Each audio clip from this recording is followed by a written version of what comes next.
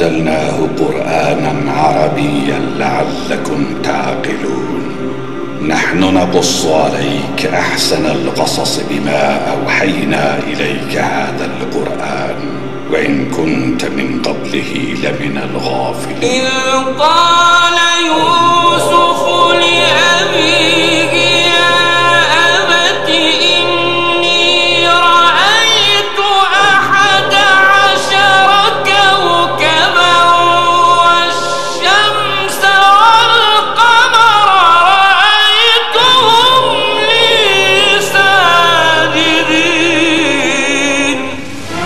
আলিফ লাম র এগুলো হচ্ছে একটি সুস্পষ্ট গ্রন্থের আয়াত। নিঃসন্দেহে আমি একে আরবি কোরআন হিসেবে নাজিল করেছি যেন তোমরা তা অনুধাবন করতে পারো। হে নবী, আমি তোমাকে এ কোরআনের মাধ্যমে একটি সুন্দর কাহিনী শোনাতে যাচ্ছি যা আমি তোমার কাছে ওহী হিসেবে পাঠিয়েছি, অথচ তার আগ পর্যন্ত তুমি এ কাহিনী সম্পর্কে ছিলে সম্পূর্ণ বেখবর লোকদেরই একজন। এটা হচ্ছে সে সময়ের কথা যখন ইউসুফ তার পিতাকে বলল, হে আমার পিতা, আমি স্বপ্নে দেখেছি 11টা তারা, চাঁদ ও সূরজকে আমি এদের আমার প্রতি সাজদাবানত অবস্থায় দেখেছি। একথা শুনে তার পিতা বলল, হে আমার স্নেহের পুত্র, তুমি তোমার এই স্বপ্নের কথা কিন্তু তোমার ভাইদের কাছে বলে দিও না, তারা তোমার বিরুদ্ধে ষড়যন্ত্র আঁটতে শুরু করবে, কেননা শয়তান মানুষের খোলাখুলি দুশমন।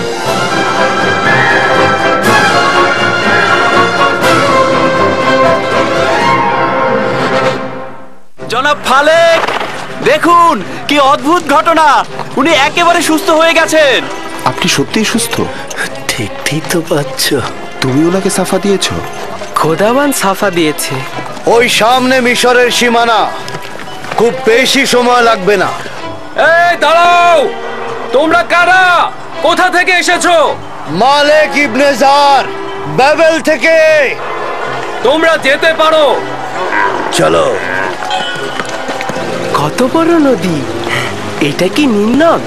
এটা ছোট নীল, নীলেরই একটা শাখা। নীলের ওই পাশটা মৃত ব্যক্তিদের দুনিয়া। ওই যে বড় পিরামিডগুলো মিশরের ফেরাউনের সমাধি। কি হয়েছে?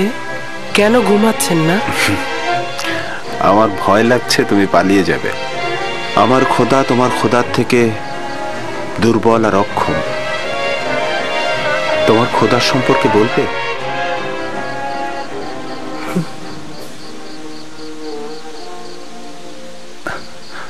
তোমার খোদা হাজির, তোমার খোদা নাজির।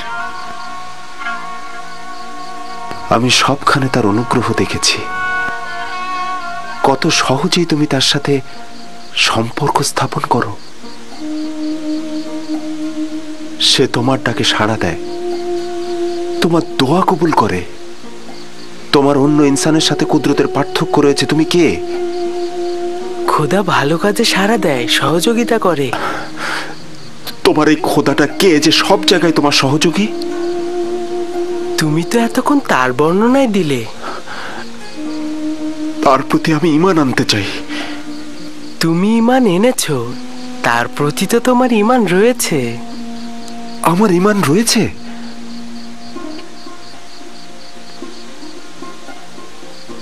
তুমি আমার খোদাকে সবখানে হাজির দেখেছো, তাকে সব কর্মে শক্তিশালী জানো।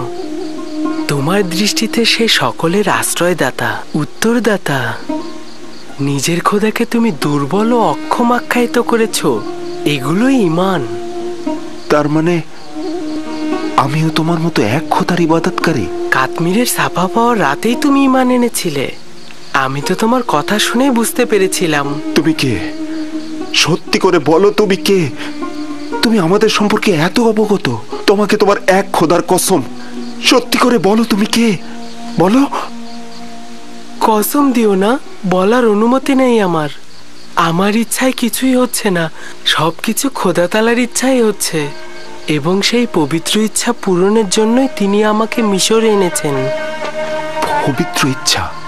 আমাকে কিছুটা তো বলো। আমি জানি না, ভবিষ্যতে অবশ্যই জানবেন। আমি চাই না মালিক তোমাকে বিক্রি করুক, আমি অবশ্যই বাধা দেব। খোদাবান সব বিষয়ে অবগত। যদি তিনি আমাকে গোলাম হিসেবে চান, আমি রাজি।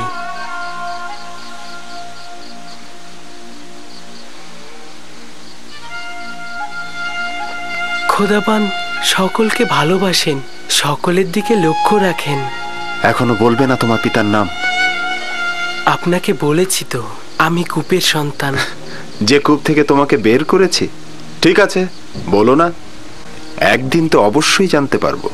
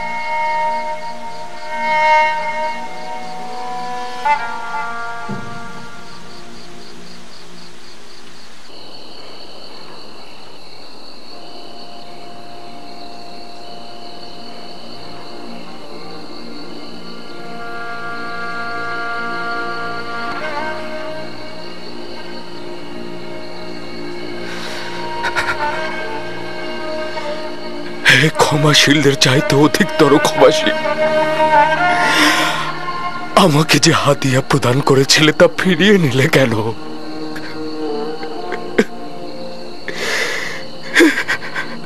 বিজ্ঞজনেরা যা প্রদান করে তা ফিরিয়ে নেয় না, তুমি এটা ফিরিয়ে নিলে কেন? আমার ইউসুফকে তুমি ফিরিয়ে দাও। খোদা, আমার ইউসুফকে ফিরিয়ে দাও।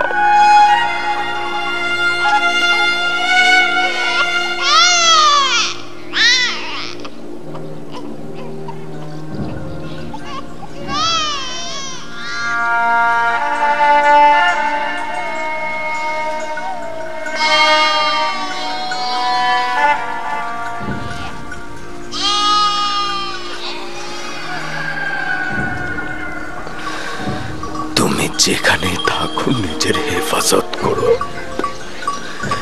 আমার বিশ্বাস তুমি এখনো জীবিত আছো।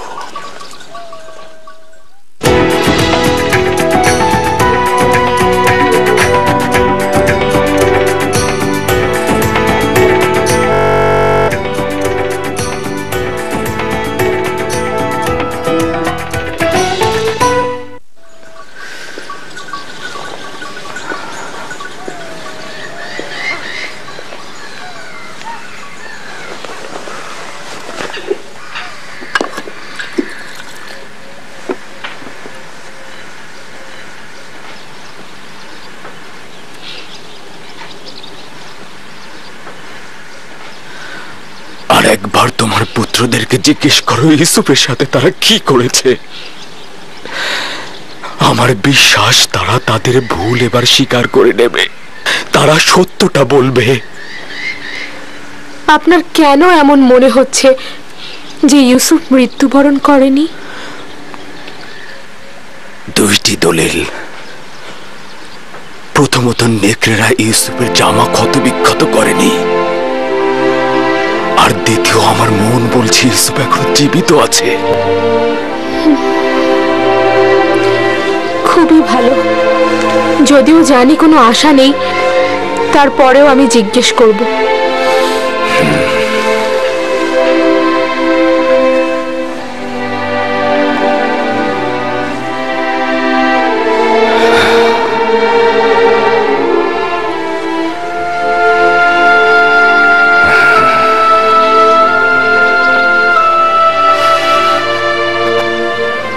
আমি চাই তারা তাদের ভুল স্বীকার করে তওবা করুক।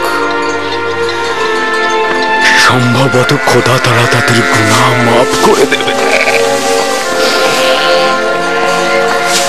নিজের চোখে দেখিনি, কিন্তু সবকিছু দেখে আমাদের মনে হয়েছে ইউসুফকে নেকড়েরাই খেয়েছে। আর এটা কতবার বলবো? যদি দরকার হয় তাহলে 1000 বার বলবে তুমি। তুমি যদি ছোট থাকতে তাহলে মিথ্যে বলার জন্য তোমাকে চাবুক পিটা করতাম। যদি নেকড়েরা ইউসুফকে ছিন্ন ভিন্ন করে থাকে তাহলে তার পিরান কি করে ঠিক থাকলো? আরে বাবা, তা আমরা কি করে বলবো? আমরাও তো বুঝতে পারছি না এটা কি করে ঘটলো। তোমাদের সবাইকে অভিশাপ দিচ্ছি, তোমরা সবাই মিথ্যে বলছো। নেকড়েরা ইউসুফকে কিচ্ছু করেনি। মানুষরূপী নেকড়েরা ইউসুফকে ছিঁড়েছে, মানুষরূপী।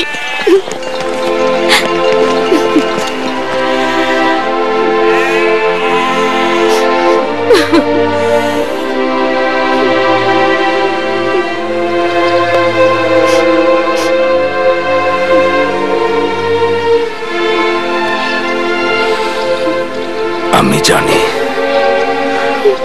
ওরা আবারও বলেছে নেকড়ে ইউসুফকে খেয়ে ফেলেছে। আশা করি খুব দেরি হবার পূর্বেই ওরা ভুল স্বীকার করবে। 110 কেউ আছে? 250। 250। আমি 300 দেব। 300। 300। আর কেউ আছে? আর কেউ? 300। আর কেউ আছে?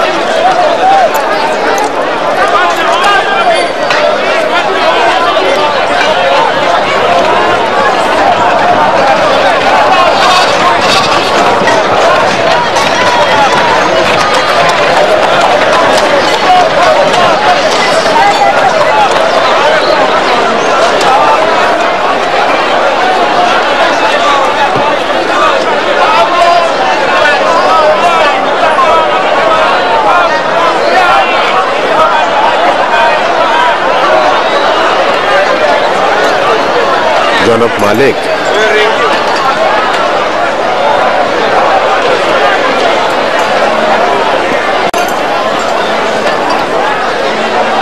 ওকে বিক্রি করবেন না।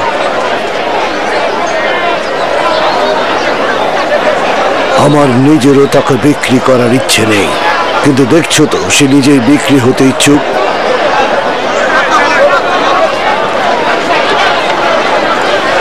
এই গোলামটার মূল্য কত? আমি দাস বিক্রি জানি না, কিন্তু এটা জানি যে সে খুবই সুদর্শন এবং মেধাবী। সে শিক্ষিত, সেই জন্য তার মূল্য অনেক উচ্চতর হয়েছে। আমি তাকে সস্তায় বিক্রি করব না। সে কিন্তু মন্দিরের জন্য খুব ভালো খেদমতকার হবে। এরকম সৌম্য চেহারার খেদমতকার হলে সবাই কিন্তু আকৃষ্ট হবে। ওকে আমাদের খরিদ করতেই হবে। 50 থেকে শুরু করি, কি বলেন? 50 দেব, বিক্রি করবে? তার মূল্যের চাইতে অনেক বেশি জনাব। 100 দেব। এর থেকেও বেশি প্রাপ্য। বেশি দেবার প্রস্তাব কারো আছে?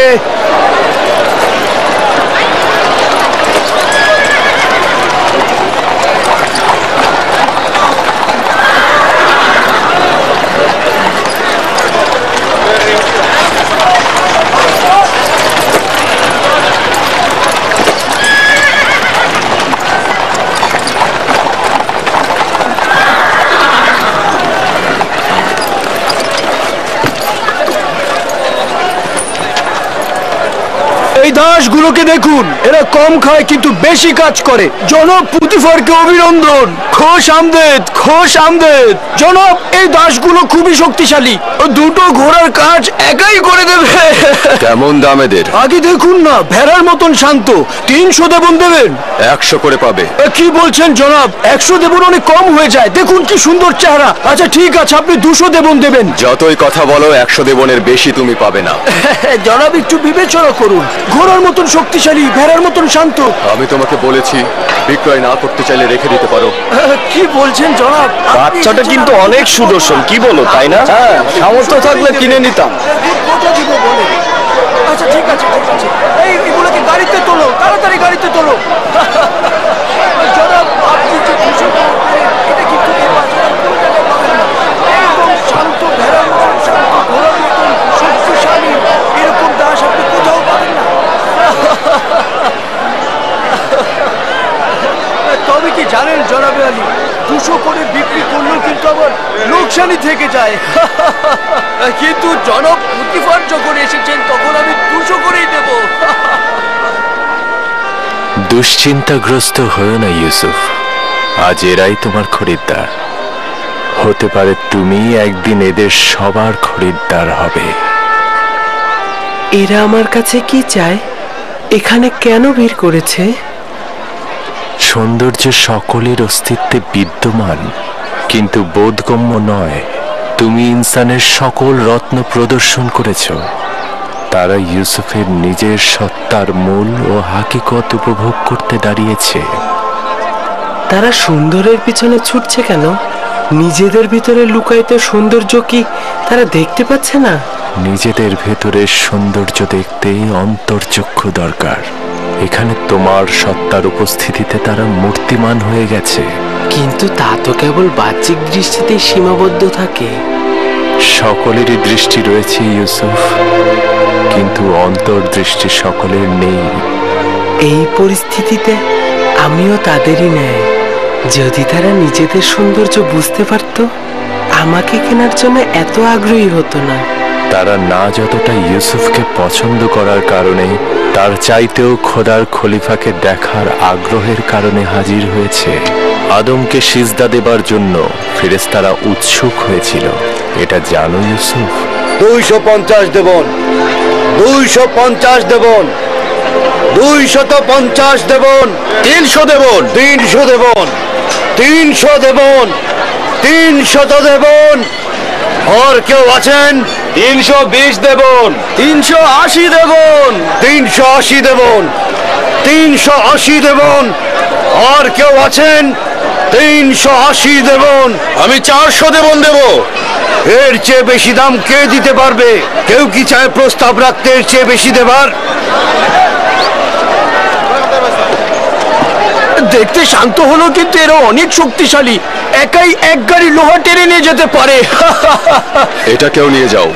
খুব ভালো নির্বাচন করেছেন, 3টা দাস নিয়েছেন না? আচ্ছা ঠিক আছে, আপনি 600 দেবন দেবেন। অনেক জিতে গিয়েছেন কিন্তু।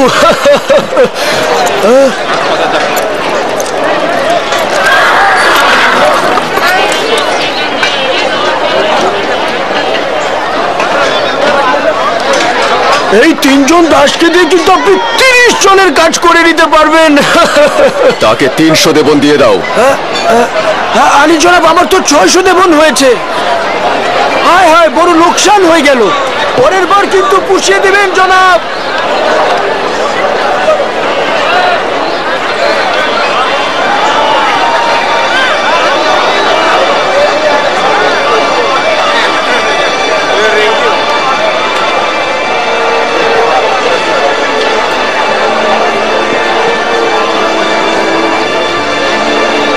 রওনা দাও।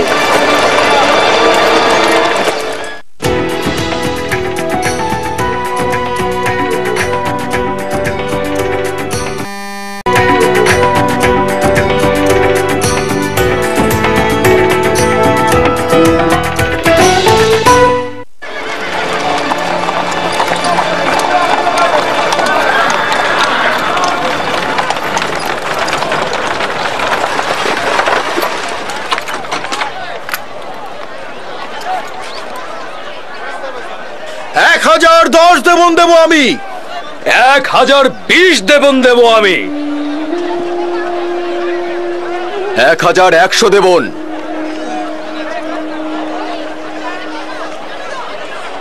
পুতিফার নিলামের ময়দানে অংশগ্রহণ করেছে, এখন কি করব? যে করেই হোক ওকে কিনতেই হবে। পুতিফার আর কতই মূল্য দেবে ওকে কিনতে? আমি ওর জন্য 1200 দেবন দেব। ওকে কিনতে 1300 দেবন দেব আমি। 1300 দেবন উঠেছে, এর চেয়ে বেশি কি কেউ দিতে চায়? যতটা মূল্য আমরা হেঁকেছি তা দিয়ে কিন্তু 10টা গোলাম কেনা যেত, কিন্তু পুতিফারকে যে করেই হোক আমাদের কিন্তু হারাতেই হবে।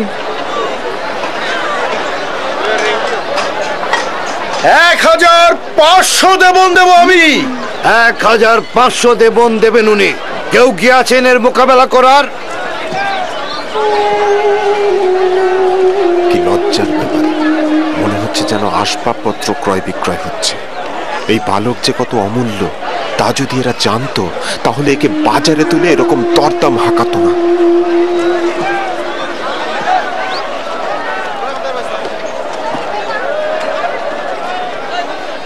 2000 দেবন। আমি দ্বিগুণ বলছি। তার মানে তো 3000।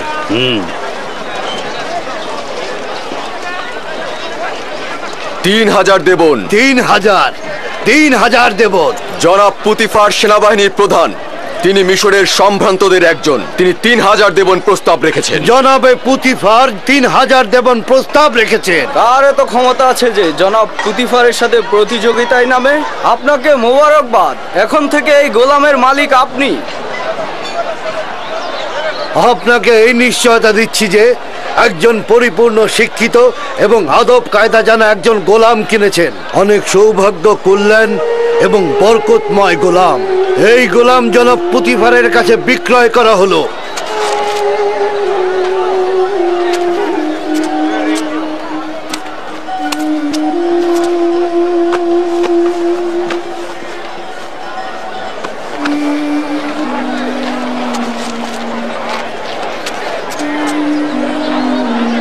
রওনা দাও।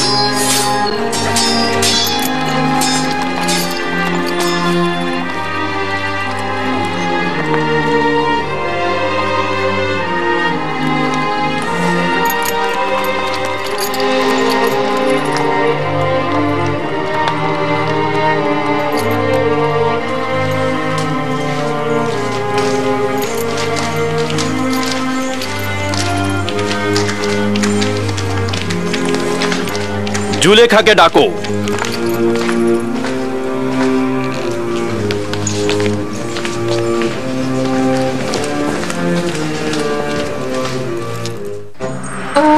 যদি অনুমতি প্রদান করেন তাহলে তার জন্য একটা মিশরীয় নাম নির্বাচন করি। ওকে আমি তোমার জন্যই নিয়ে এসেছি। যদি অনুমতি প্রদান করেন তো ইউসুফের জন্য একটা মিশরীয় নাম প্রস্তাব করতে পারি। কি নাম? তোমার এক খোদার কসম দিচ্ছি, তোমার পরিচয় দিয়ে আমাকে শান্ত করো। তুমি অবশ্যই খোদাবন্দের কাছে প্রতিজ্ঞা করবে, এই কথা কাউকে বলবে না। আমি ইউসুফ ইবনে ইয়াকুব ইবনে ইসহাক ইবনে ইব্রাহিম। তুমি একজন পয়গম্বর, আমাকে ক্ষমা করো, আমি পয়গম্বরকে চিনতে পারি। উঠুন। আমি মিশরের প্রিয় আলী জনাব পুতিফারের কাছে ক্ষমা প্রার্থনার আবেদন করছি। লেনদেনের তাগাদ করব। বিক্রয় করবার পূর্বেই তোমাদের এটা চিন্তা করা উচিত ছিল। এখন অনেক দেরি হয়ে গেছে। আমরা ইউসুফকে বিক্রি করব না, আর ওকে ছাড়া এখান থেকে যাবও না।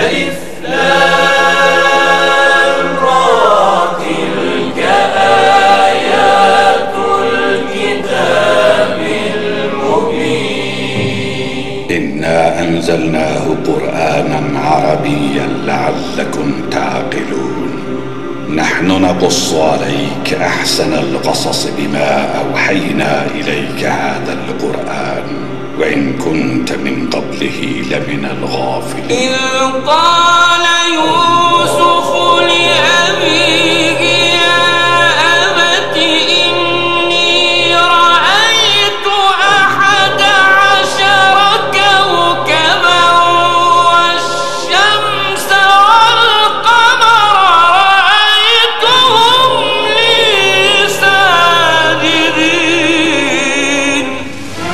আলিফ লাম র, এগুলো হচ্ছে একটি সুস্পষ্ট গ্রন্থের আয়াত।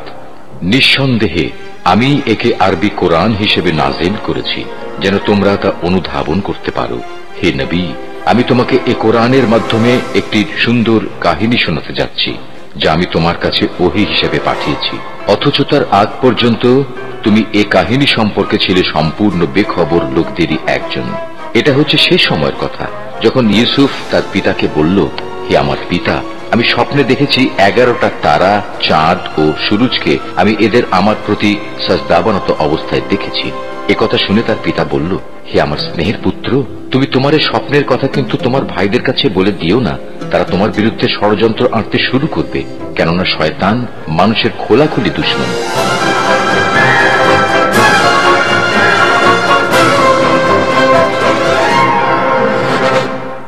জনাব ফালেক, দেখুন কি অদ্ভুত ঘটনা, উনি একেবারে সুস্থ হয়ে গেছেন। আপনি সত্যিই সুস্থ? ঠিক তো পাচ্ছ। তুমি ওনাকে সাফা দিয়েছ? খোদাবান সাফা দিয়েছে। ওই সামনে মিশরের সীমানা, খুব বেশি সময় লাগবে না। এই দাঁড়াও, তোমরা কারা? কোথা থেকে এসেছো? মালেক ইবনে জার, বাবেল থেকে। তোমরা যেতে পারো। চলো। কত বড় নদী, এটা কি নীল নদ? এটা ছোট নীল, নীলেরই একটা শাখা। নীলের ওই পাশটা মৃত ব্যক্তিদের দুনিয়া। ওই যে বড় পিরামিডগুলো মিশরের ফেরাউনের সমাধি। কি হয়েছে? কেন ঘুমাচ্ছেন না? আমার ভয় লাগছে তুমি পালিয়ে যাবে। আমার খোদা তোমার খোদার থেকে দুর্বল আর অক্ষম। তোমার খোদার সম্পর্কে বলবে?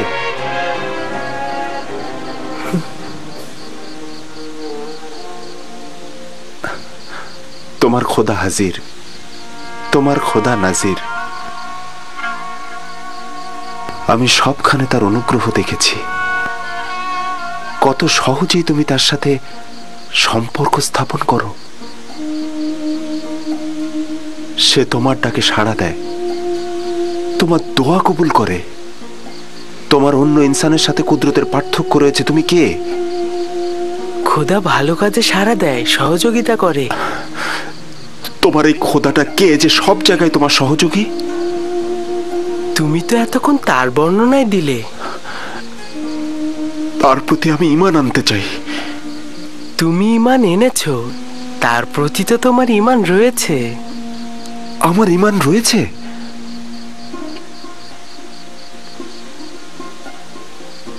তুমি আমার খোদাকে সবখানে হাজির দেখেছো, তাকে সব কর্মে শক্তিশালী জানো।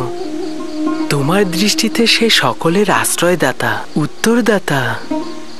নিজের খোদাকে তুমি দুর্বল ও অক্ষম আখ্যায়িত করেছো, এগুলোই ঈমান। তার মানে আমিও তোমার মতো এক খোদার ইবাদতকারী? কাশ্মীরের ছাপা পাওয়ার রাতেই তুমি ঈমান এনেছিলে। আমি তো তোমার কথা শুনে বুঝতে পেরেছিলাম। তুমি কে? সত্যি করে বলো, তুমি কে?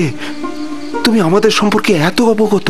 তোমাকে তোমার এক খোদার কসম, সত্যি করে বলো তুমি কে? বলো। কসম দিও না, বলার অনুমতি নেই আমার। আমার ইচ্ছায় কিছুই হচ্ছে না, সবকিছু খোদা তাআলার ইচ্ছাই হচ্ছে। এবং সেই পবিত্র ইচ্ছা পূরণের জন্যই তিনি আমাকে মিশরে এনেছেন। পবিত্র ইচ্ছা? আমাকে কিছুটা তো বলো। আমি জানি না, ভবিষ্যতে অবশ্যই জানবেন। আমি চাই না মালিক তোমাকে বিক্রি করুক। আমি অবশ্যই বাধা দেব। খোদাবান সব বিষয়ে অবগত। যদি তিনি আমাকে গোলাম হিসেবে চান, আমি রাজি।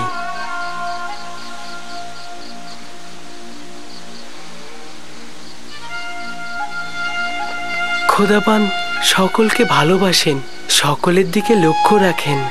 এখনো বলবে না তোমার পিতার নাম? আপনাকে বলেছি তো, আমি কূপের সন্তান। যে কূপ থেকে তোমাকে বের করেছি? ঠিক আছে, বলো না। একদিন তো অবশ্যই জানতে পারবো।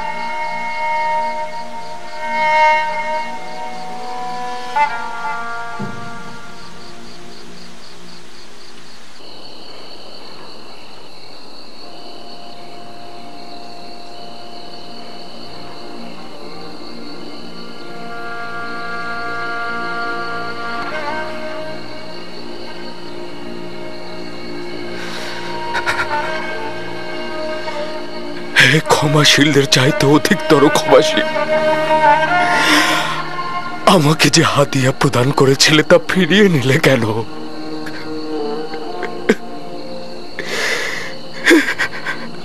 বিজ্ঞজনেরা যা প্রদান করে তা ফিরিয়ে নেয় না, তুমি এটা ফিরিয়ে নিলে কেন? আমার ইউসুফকে তুমি ফিরিয়ে দাও। খোদা, আমার ইউসুফকে ফিরিয়ে দাও।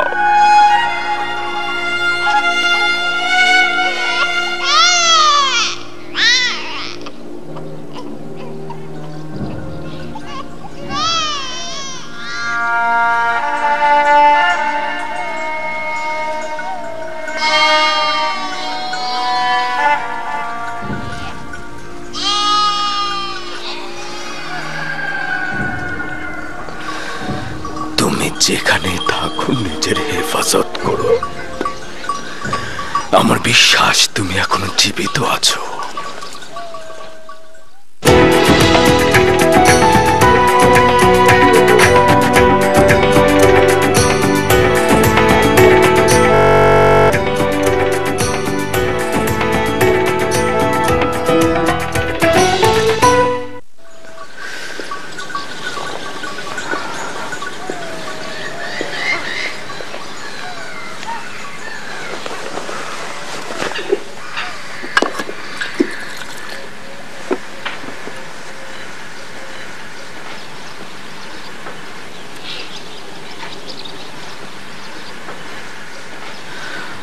আর একবার তোমার পুত্রদেরকে জিজ্ঞেস করো ইউসুফের সাথে তারা কেউ আছেন? 380 দেবন। আমি 400 দেবন দেব। এর চেয়ে বেশি দাম কে দিতে পারবে? কেউ কি চায় প্রস্তাব রাখতে এর চেয়ে বেশি দেবার? দেখতে শান্ত হলো, কিন্তু এরা অনেক শক্তিশালী। একাই এক গাড়ি লোহা টেনে নিয়ে যেতে পারে। এটা কেউ নিয়ে যাও। খুব ভালো নির্বাচন করেছেন। 3টা দাস নিয়েছেন না? আচ্ছা ঠিক আছে, আপনি 600 দেবন দেবেন। অনেক জিতে গিয়েছেন কিন্তু।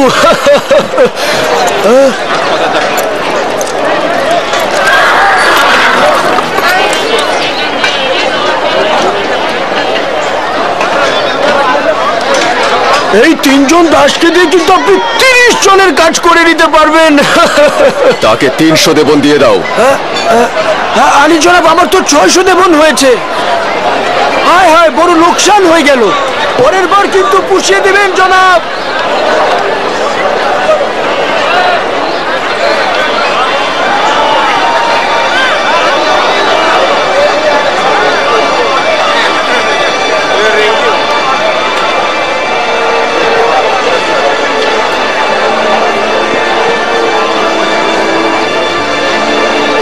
রওনা দাও।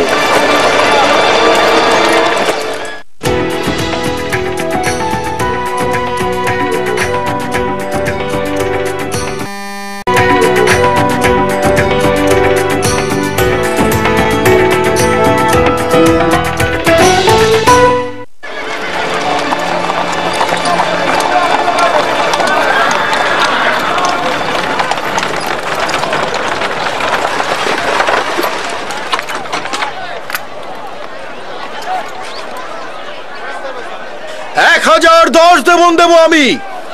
1020 দেবন দেব আমি। 1100 দেবন।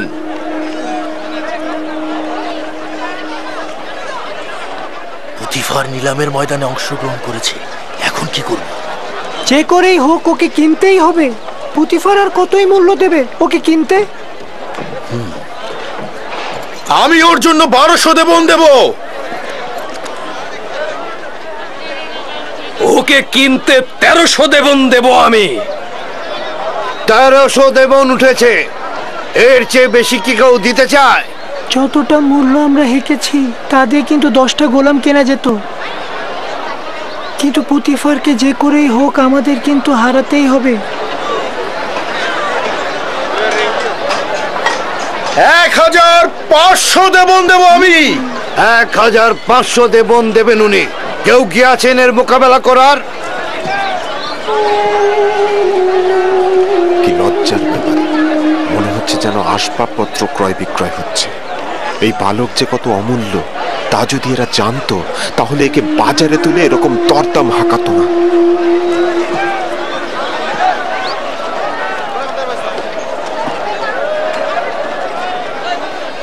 $2000 দেবন। আমি দ্বিগুণ বলছি। তার মানে তো 3000।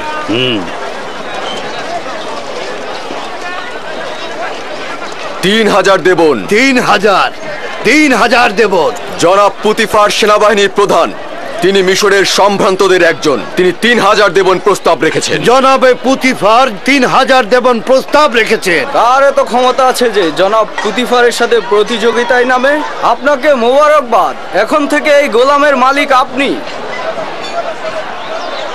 আপনাকে এই নিশ্চয়তা দিচ্ছি যে একজন পরিপূর্ণ শিক্ষিত এবং আদব কায়দা জানা একজন গোলাম কিনেছেন। অনেক সৌভাগ্য, কল্যাণ এবং বরকতময় গোলাম।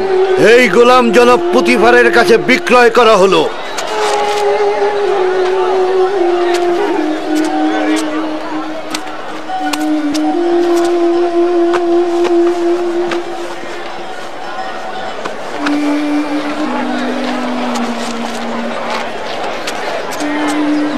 কিন্তু দেখছো তো সে নিজেই বিক্রি হতে ইচ্ছুক।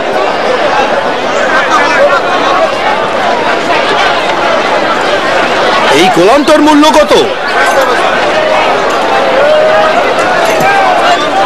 আমি দাস বিক্রি জানি না, কিন্তু এটা জানি যে সে খুবই সুদর্শন এবং মেধাবী। সে শিক্ষিত, সেই জন্য তার মূল্য অনেক উচ্চতর হয়েছে। আমি তাকে সস্তায় বিক্রি করব না। সে কিন্তু মন্দিরের জন্য খুব ভালো খেদমতকার হবে। এরকম সৌম্য চেহারার খেদমতকার হলে সবাই কিন্তু আকৃষ্ট হবে। ওকে আমাদের খরিদ করতেই হবে। 50 থেকে শুরু করি, কি বলেন? 50 দেবন দেব, বিক্রি করবে? তার মূল্যের চাইতে অনেক বেশি জনাব। 100 দেবন দেব। এর থেকেও বেশি প্রাপ্য। বেশি দেবার প্রস্তাব কারো আছে?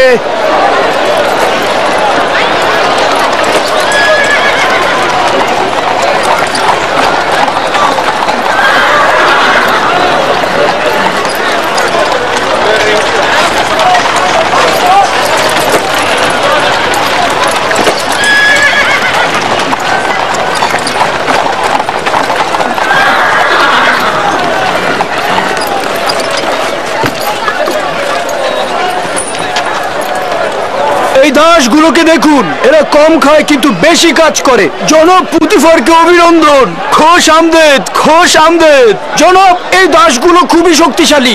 দুটো ঘোড়ার কাজ একাই করে দেবে। কেমন দাম এদের? আগে দেখুন না, ভেড়ার মতন শান্ত। 300 দেবন দেবেন? 100 করে পাবে। কি বলছেন জনাব? 100 দেবন অনেক কম হয়ে যায়। দেখুন কি সুন্দর চেহারা। আচ্ছা ঠিক আছে, আপনি 200 দেবন দেবেন। যতই কথা বলো, 100 দেবনের বেশি তুমি পাবে না। জনাব একটু বিবেচনা করুন। ঘোড়ার মতন শক্তিশালী, ভেড়ার মতন শান্ত। আমি তোমাকে বলেছি বিক্রয় না করতে চাইলে রেখে দিতে পারো। কি বলছেন জনাব? বাচ্চাটা কিন্তু অনেক সুদর্শন, কি বলো, তাই না? হ্যাঁ, সামর্থ্য থাকলে কিনে নিতাম। আচ্ছা ঠিক আছে, ঠিক আছে। এইগুলোকে গাড়িতে তোলো, তাড়াতাড়ি গাড়িতে তোলো। জনাব, আপনি যে খুশি এটা কিন্তু শান্ত, ভেড়ার মতন শান্ত, ঘোড়ার মতন শক্তিশালী, এরকম দাস আপনি কোথাও পাবেন না।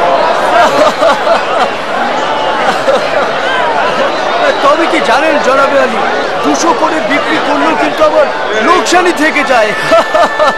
কিন্তু জনাব পুতিফার যখন এসেছেন তখন আমি 200 করেই দেব। দুশ্চিন্তাগ্রস্ত হয়েও না ইউসুফ, আজ এরাই তোমার খরিদ্দার। হতে পারে তুমি একদিন এদের সবার খরিদ্দার হবে। এরা আমার কাছে কি চায়? এখানে কেন ভিড় করেছে? সৌন্দর্য সকলের অস্তিত্বে বিদ্যমান, কিন্তু বোধগম্য নয়। তুমি ইনসানের সকল রত্ন প্রদর্শন করেছ। তারা ইউসুফের নিজের সত্তার মূল ও হাকিকত উপভোগ করতে দাঁড়িয়েছে। তারা সুন্দরের পিছনে ছুটছে কেন? নিজেদের ভিতরে লুকায়িত সৌন্দর্য কি তারা দেখতে পাচ্ছে না?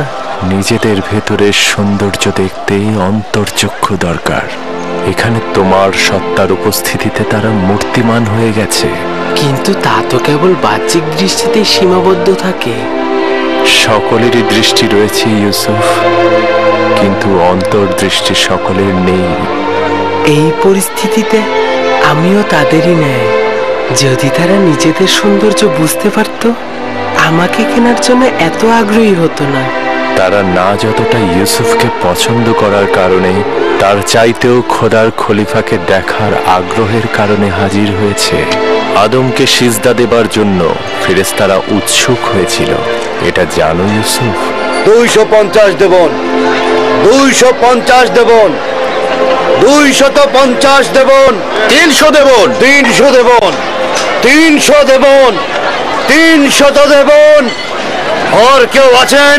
320 দেবন, 380 দেবন, 380 দেবন, 380 দেবন। আর কি করেছে? আমার বিশ্বাস তারা তাদের ভুল এবার স্বীকার করে নেবে। তারা সত্যটা বলবে। আপনার কেন এমন মনে হচ্ছে যে ইউসুফ মৃত্যুবরণ করেনি? দুইটি দলিল। প্রথমত, নেকড়েরা ইউসুফের জামা ক্ষত বিক্ষত করেনি, আর দ্বিতীয়, আমার মন বলছে ইউসুফ এখন জীবিত আছে। খুবই ভালো। যদিও জানি কোনো আশা নেই, তারপরেও আমি জিজ্ঞেস করব।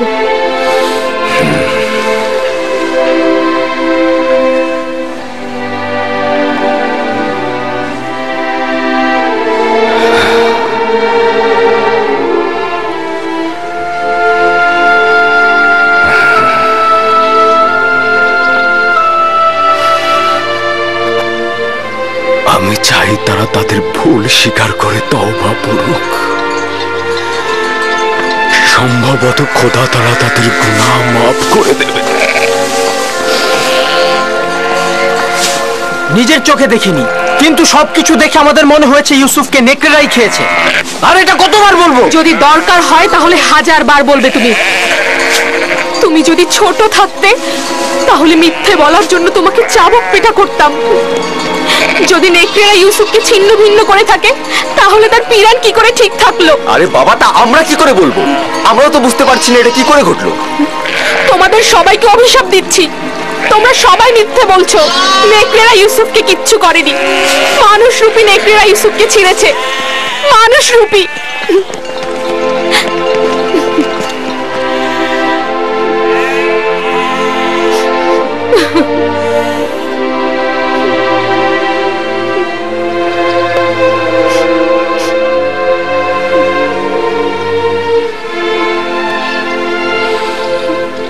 আমি জানি ওরা আবারও বলেছে নেকড়ে ইউসুফকে খেয়ে ফেলেছে। আশা করি খুব দেরি হবার পূর্বেই ওরা ভুল স্বীকার করবে। 110 কেউ আছে? 250। 250। আমি 300 দেব। 300। 300। আর কেউ আছে? আর কেউ? 300। আর কেউ আছে?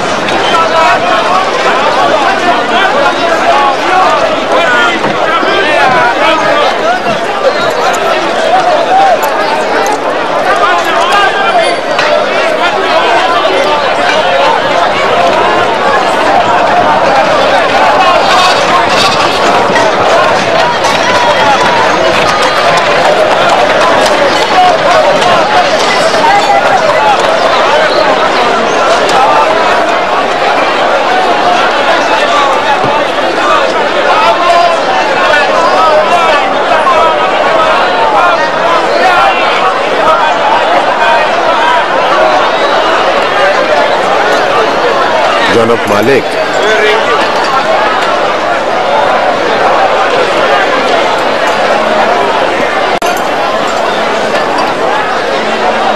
ওকে বিক্রি করবেন না।